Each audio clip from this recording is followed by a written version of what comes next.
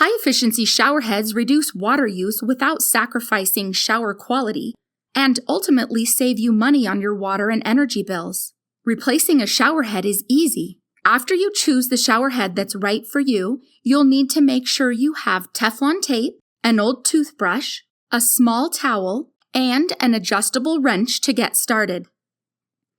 Begin by unscrewing the old showerhead from the showerhead arm by turning it counterclockwise. Now, using an old toothbrush and small towel, thoroughly clean and dry the threaded area of the showerhead arm.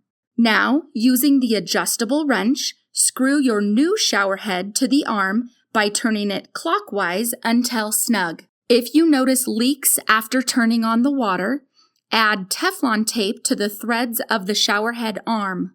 As easy as that, you're ready to start saving water and energy with your new high-efficiency showerhead. We offer a variety of showerheads to meet your unique needs.